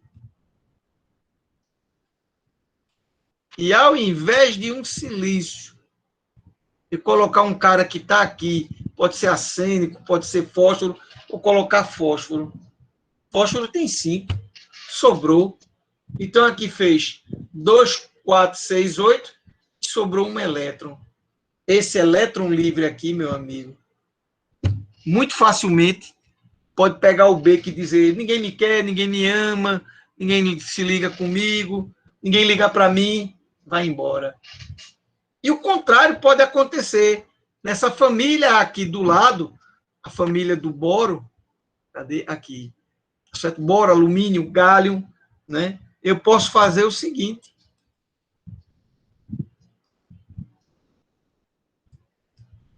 Se eu colocar aqui, por exemplo, um boro, o boro vai casar só com 3. Significa, portanto, é porque o negócio é tão pequenininho que ele se perde. Eu fico procurando aqui e não encontro. Aí o boro aqui, opa, ficou faltando, ó. O boro aqui não casou. Ficou um buraco. Ficou um buraco. Ele não casou um elétron. Ora, se tem um buraco aí, significa que algum elétron livre que esteja por aqui, por exemplo, ele vai ocupar esse espaço. De certa forma, é como se esse buraco tivesse saído daqui, dessa estrutura, e tivesse vindo para aqui, onde estava o elétron que foi embora. E isso realmente é interessantíssimo. A física dos semicondutores mostra que esses buracos, eles se comportam como se fossem portadores, cargas positivas. Poxa, isso é muito interessante, né? Isso é muito interessante. Então, o que foi que a gente aprendeu até agora? A gente aprendeu que os semicondutores, eles fazem parte da família 4A. Possuem 4 elétrons na última camada, chamada de camada de valência. E que, se eu trocar algum desses silícios, por um boro que só tem 3, ou por um elemento como fósforo, por exemplo, ou estíbium, né, que é antimônio, e eu botar na estrutura, nesse primeiro caso eu vou gerar lacunas ou buracos, dá no mesmo, lacunas. E aqui eu vou gerar excesso de elétrons.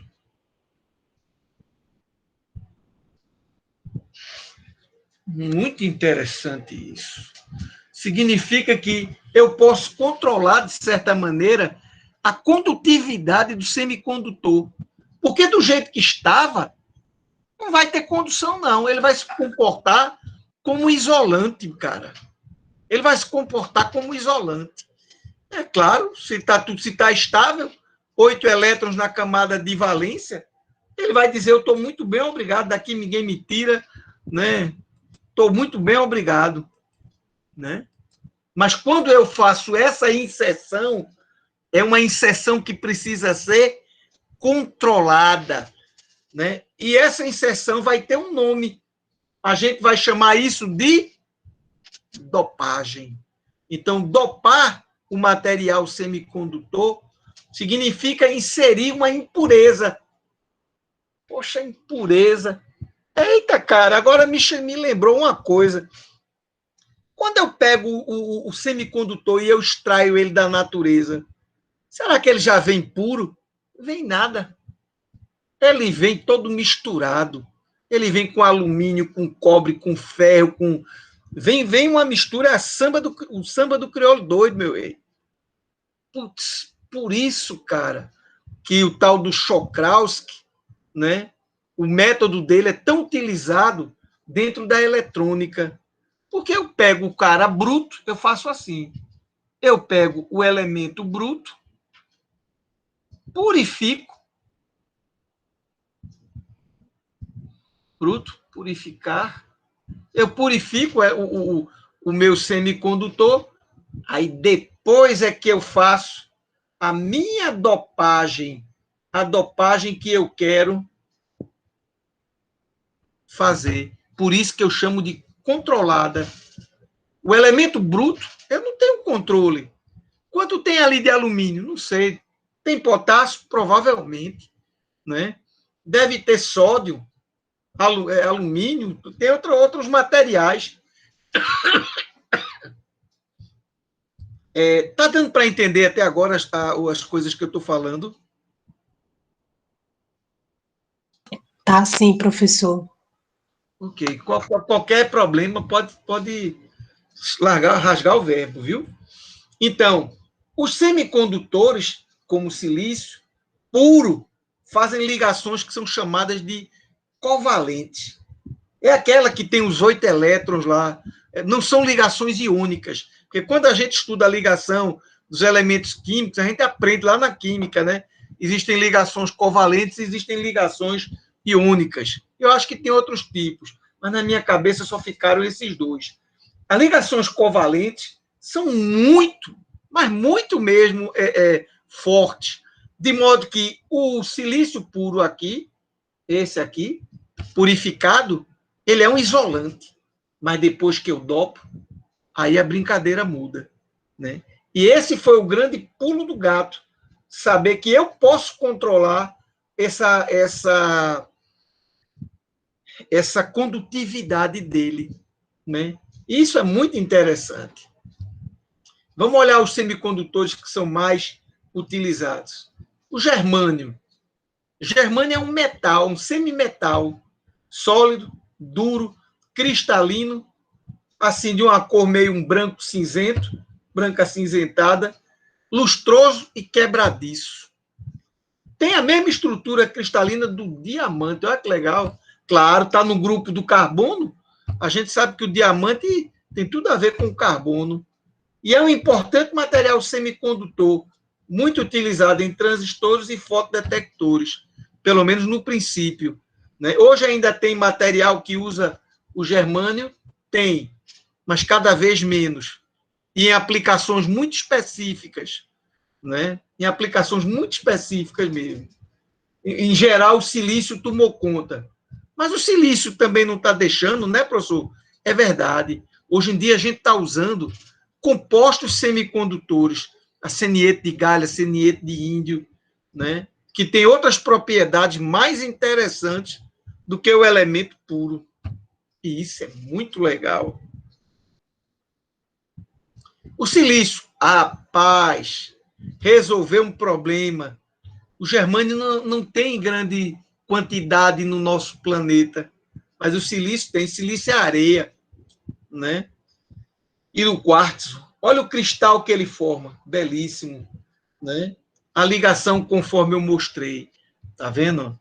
Muito legal. Então, quando você passa a utilizar o silício, você dispõe de um material que é muito abundante da natureza. Com isso, o preço cai.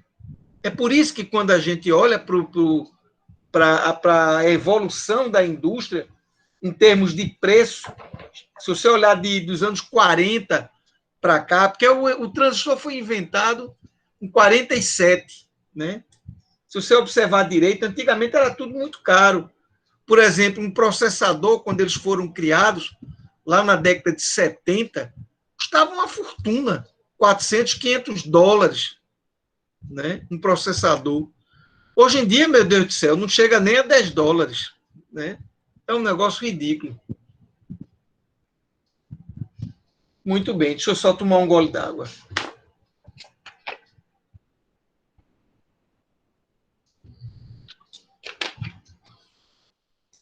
Então, aquelas impurezas que existem no material semicondutor bruto, obviamente vão afetar as propriedades elétricas do semicondutor.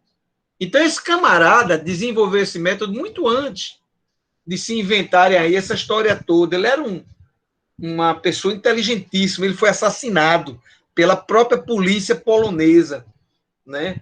Não me pergunte por quê, porque essa história nunca foi esclarecida, né? O fato é que, usando o método de Czochralski, você consegue purificar e obter cristais monocristais. Olha que coisa interessante. Está vendo essa barra aqui todinha? Isso é um único cristal, ou seja, não tem perda de continuidade. É um cristal único, com pureza de 99,5 vezes o número 9. 99999%. E esse semicondutor puro, a gente vai chamar de intrínseco. Então, o que você agora tornou puro. O bruto, não. O bruto a gente vai chamar de extrínseco. Aliás, desculpe, o bruto é bruto. O extrínseco é quando eu dopo. Me desculpe. Deu um branco aqui agora, mas voltou. Né? Ok? Olha o método de Czochralski aqui. Tá vendo? Essa coisa fica caminhando assim, ó, para cima e para baixo. Essa semente que ele está dizendo aqui, ó, ele vai espalhando e fazendo aquela barrinha, né? No final, o que você vai ter é uma barrinha, né, completamente com 99,9 naquele bando de 9 de pureza. Então, o método de Czochralski, ele controla a condutividade, já que ele... o método de Czochralski, ele purifica. E a dopagem é quem vai controlar a condutividade do semicondutor. Né? Gente, eu vou precisar de alguns segundos. Eu não estou me sentindo muito bem agora que eu percebi o horário do remédio. Só um instantezinho. Pessoal, vocês estão acompanhando aí o professor Arquimedes? Está tranquilo? Sim, está tranquilo. Pronto, remédio tomado. A bombinha que eu tenho que tomar. Eu estava aqui suando frio, tentando seguir a aula, mas a mão suando fria. Aí eu olhei para a hora de, putz, tem que tomar essa pinóia. Mas se você precisar, eu posso dar seguimento, viu? Se o senhor precisar se ausentar, não tem problema não, não se preocupe. Tranquilo, dá para terminar, tá pertinho, né? Viu? Dá para terminar. Tá, João. Então, veja, a dopagem, ela vai controlar essa condutividade. né? Aí, quando você dopa, você passa a ter o semicondutor extrínseco. Então, a gente vai usar chumbo ou estíbium, que é antimônio, SB, né? Como impureza doadora, tem 5 elétrons, ó, na última camada. Ou então a gente bota, por exemplo, índio ou boro. Tem 3 elétrons na camada de valência. Quando eu fizer isso, o meu semicondutor vai ter buracos. Porque eu precisava de 4, só dei 3. E aqui eu vou ter elétrons. São 2 portadores de eletricidade. Esse é negativo e esse aqui, que é a falta de negativo, a gente vai chamar de positivo. Eu sei que muitos alunos ficam meio chateados em ter que aceitar o buraco como sendo um portador. Ele diz, não, quem se movimenta é o elétron. Quem se movimenta é o elétron. É verdade. Mas a física dos semicondutores, ela mostra que esses buracos têm um comportamento completamente diferente do movimento dos elétrons quando eu tenho um excesso de elétrons. Eles passam a ter mobilidades, isso aqui a gente chama de μP e aqui μE. Mobilidades completamente diferentes. É coisa de físico mesmo, e eu não vou entrar nessa não, porque eu não saberia explicar. Tá? Eu sei que e sei que existe aí uma física pesadíssima que deu o prêmio Nobel, não foi por acaso, aqueles 3 pesquisadores americanos, né, que inventaram o transistor. Né? Ok? Então, aquele cara que recebeu uma impureza pentavalente, ou seja, com 5 elétrons na camada de valência, que ficou com 1 elétron livre, dá origem a um material semicondutor com excesso de elétrons livres. Porque acredita, esse elétron não vai ficar aí, não. Ninguém olha para ele, ninguém quer saber dele. As 8 conexões, a regra do octeto já foi satisfeita. Quem quer saber dele? Ele logo bota a trouxinha dele nas costas e vai embora. Calor, luz, né? A energia de ligação dele com esse átomo é muito pequena. Tá certo? E esse material a gente vai chamar de material N. Não é? O contrário, a gente vai chamar de material tipo P. É quando eu coloco aqui, por exemplo, um boro, um índio, por exemplo. São materiais trivalentes, que fica faltando um elétron. Aqui, ó, casou, mas aqui faltou.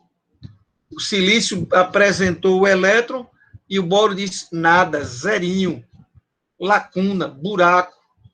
Esse material a gente vai chamar de material P. Então, vamos lá. Todo material P, ele é rico em... Completem.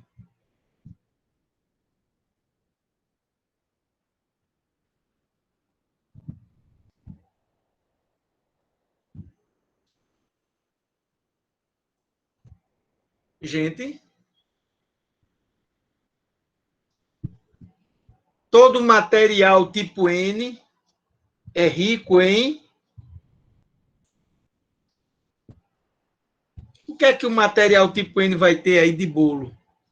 E o que é que o material tipo P vai ter de bolo? Ninguém sabe.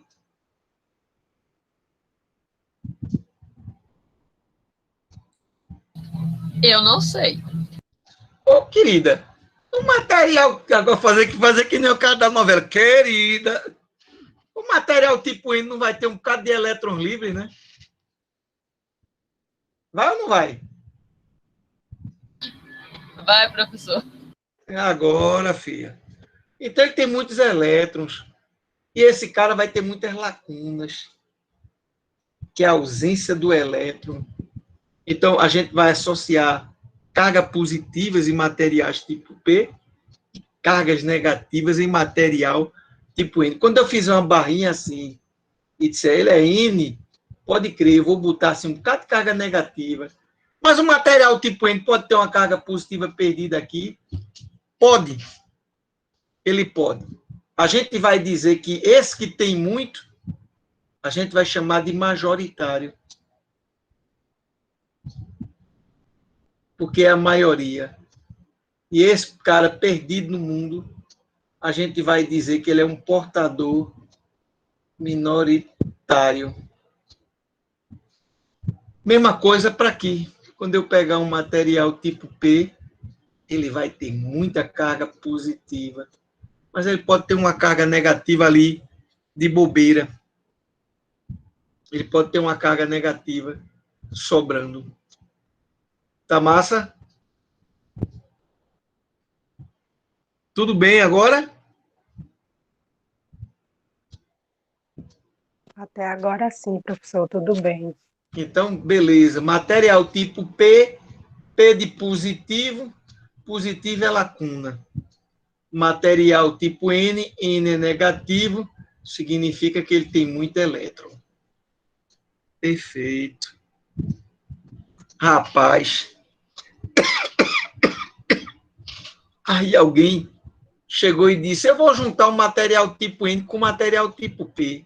Eita porra, bicho. Que diabo será que vai acontecer? Ora, existe uma lei na natureza que diz assim, Deus é muito sábio, né? Diz, olha, na natureza, tudo tende ao equilíbrio. Se tudo tende ao equilíbrio, significa que muitos elétrons... Deixa eu desenhar aqui embaixo. Eu vou fazer como está ali. Pei. Vou botar uma carga positiva aqui. E vou botar aqui. Pei. Significa que muitos elétrons vão sair do lado N para o lado P. E muitas lacunas vão sair do lado P para o lado N. Vai, digamos assim, tender a equilibrar. É como se eu pegasse um copo e jogasse dois materiais, eles começam a se misturar. Né? É como se dissesse assim, eles são miscíveis, olha que legal. Só que o que vai acontecer é o seguinte, quando esses elétrons começam... B é material que tem carga positiva, né? Então eu botei boro, não foi? Eu botei um bocado de átomo de boro aqui, ó, para dar origem à lacuna. Boro só fazia 3 ligações. Aí esses elétrons, quando estiver aqui, vão ser capturados por esse boro. O boro vai dizer, ei, negão, vem cá, velho. Completa aqui as 4 ligações. Né? Mesma coisa aqui. Quando a carga positiva vier para o lado N, o lado N vai encontrar um fósforo que tem um elétron sobrando. Esse elétron vai ser aniquilado por essa lacuna. Digamos assim, vai ser retirado. Né? Então, peraí, o que será que vai acontecer? Deixa eu ver. Aqui é N, aqui é P. Se o boro recebeu um elétron, ele vai ficar negativamente carregado. Se o fósforo vai perder o seu elétron para a lacuna, né? Então significa que aqui vai ficar positivamente carregado. Porque o átomo de fósforo que está lá vai perder aquele elétron.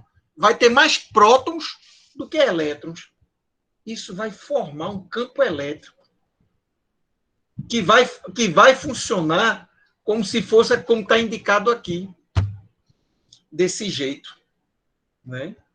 Vai ficar assim, a direção do campo elétrico é essa. Aí esse lado aqui que está cheio de carga negativa, não vai querer mais ir para o lado P. Porque a direção do campo diz que ele deve ir para cá. E o muito de carga positiva não vai querer ir para o lado N, porque a direção do campo diz que ele deve ir para lá. Ou seja, surgiu uma barreira. Essa é a chamada barreira de potencial. Deu para entender a formação dela?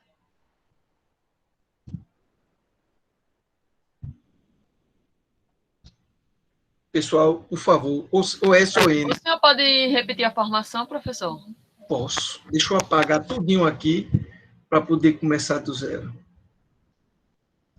Eu vou fazer assim, eu vou pedir a você que me ajude.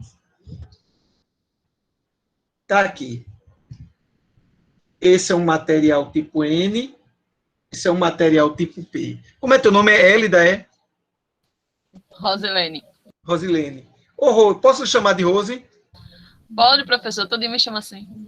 Pronto. Deixa eu tomar um pouquinho de água.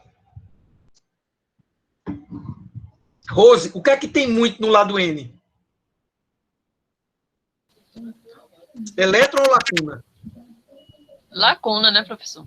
Lacuna? Lacuna é carga positiva. Ó, lacuna é Elétron. falta de elétron.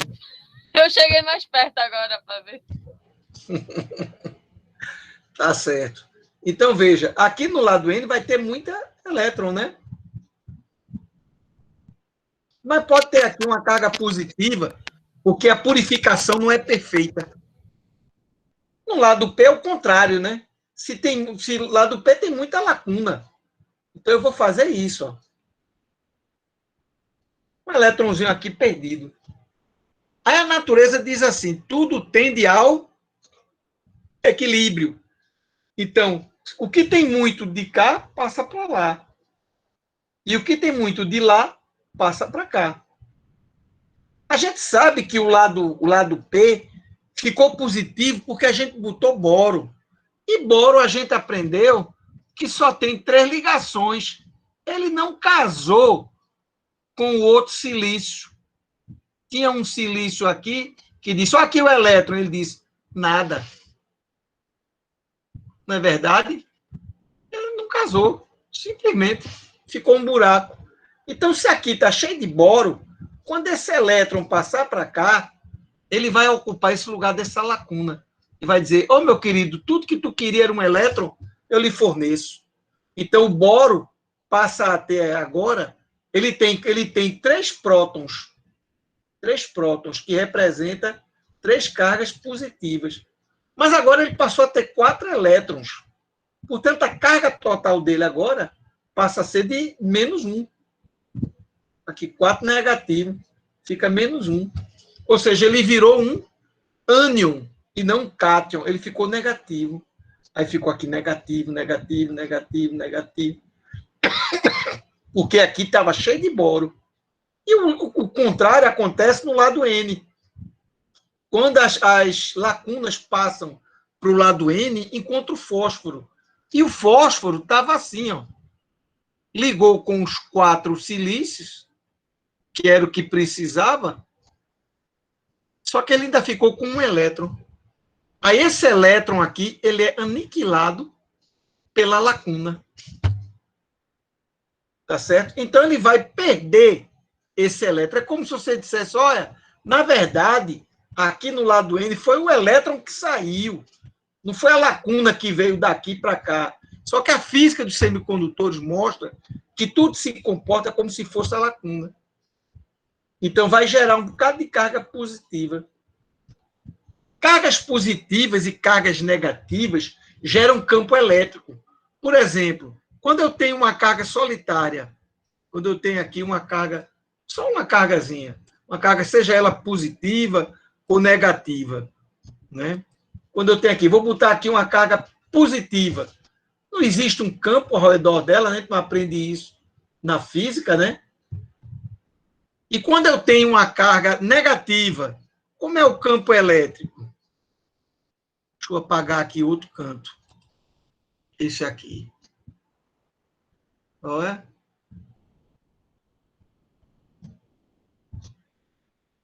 Ah, meu filho, apague. Pronto. Cadê? Quando existe aqui uma carga negativa, o campo elétrico a gente sabe que é entrando. Tanto é que quando eu ponho uma carga positiva e uma negativa, aí faz o que a gente chama de um dipolo. Vou botar aqui a carga negativa. Aí fica assim, né?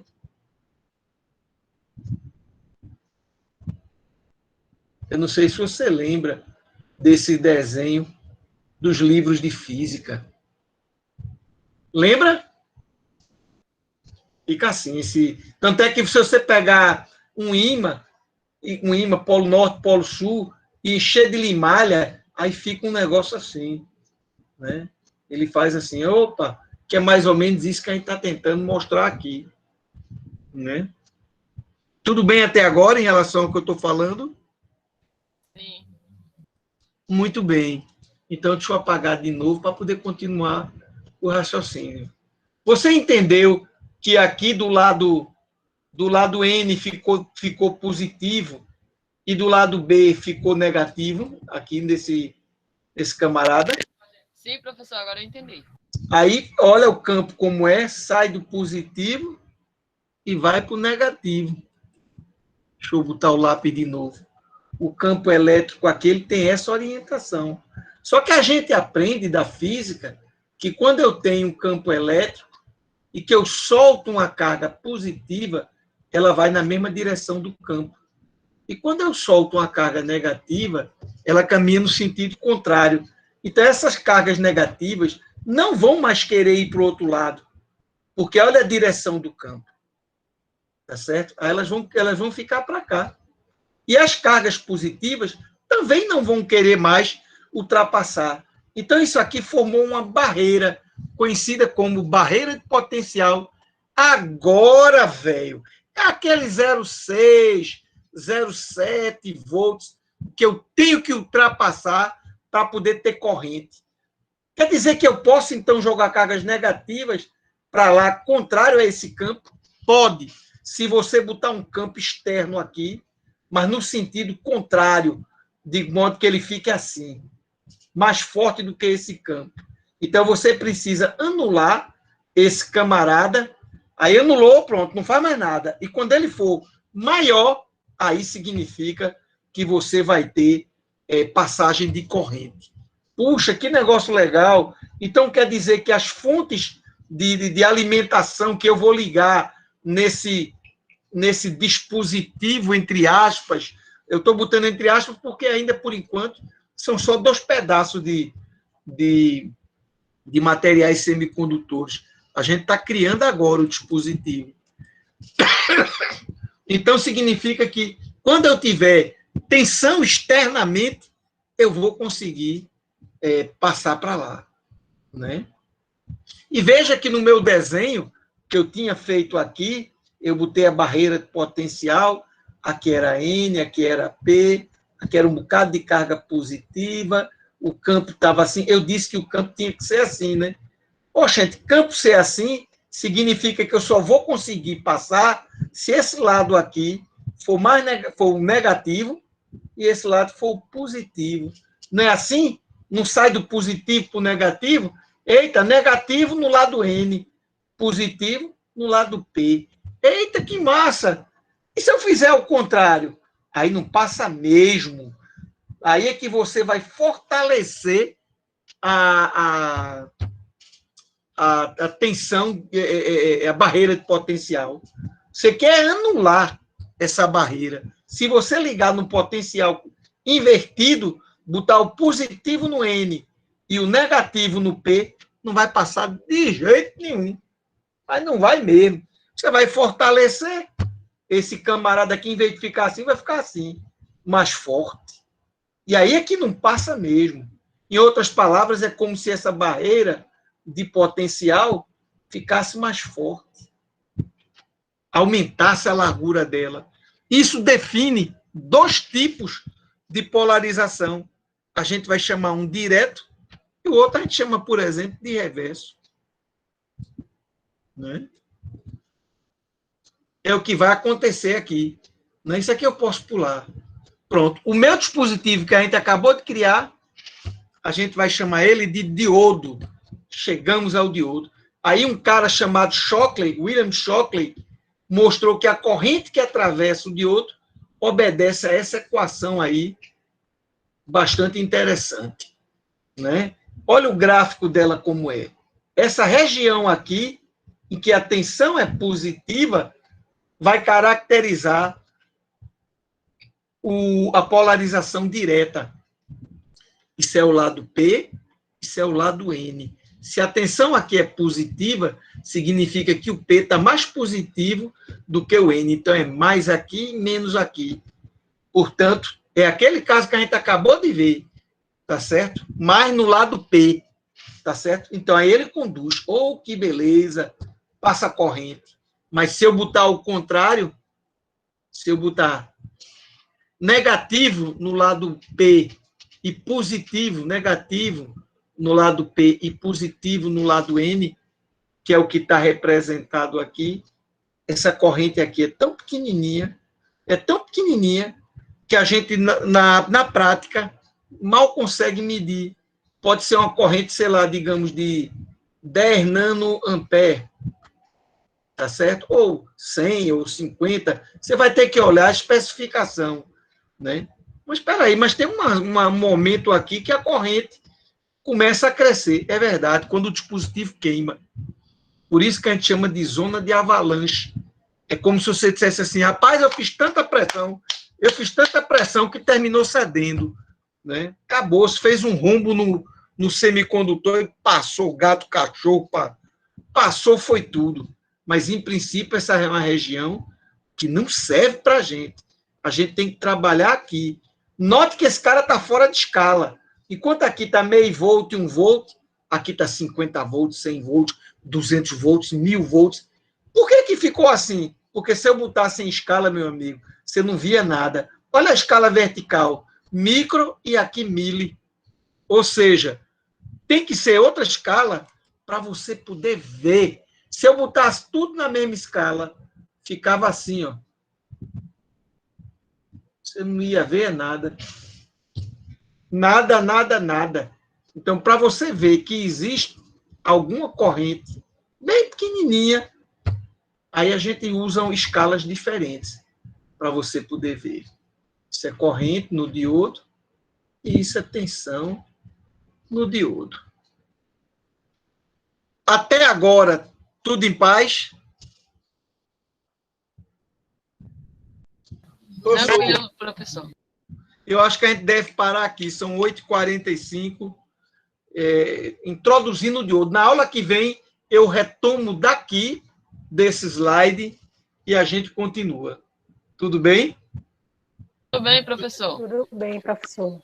Certo. Rogério. O professor Concorda? Rogério, ele já foi para outra turma da aula. Eita, Ele deixou um aviso. Ah, tá, me perdoe, eu não prestei atenção. Ok. Então, gente, olha, a gente vai parar por aqui, porque vocês também devem ter aula, né? Chegou bem pertinho do final, viu? Aula que vem a gente segue, tá bom? Certo, professor? Abraço para Certo, vocês, professor. boa noite. Boa noite, professor. Tchau. Boa noite, professor. Um abraço também. Outro, tchau.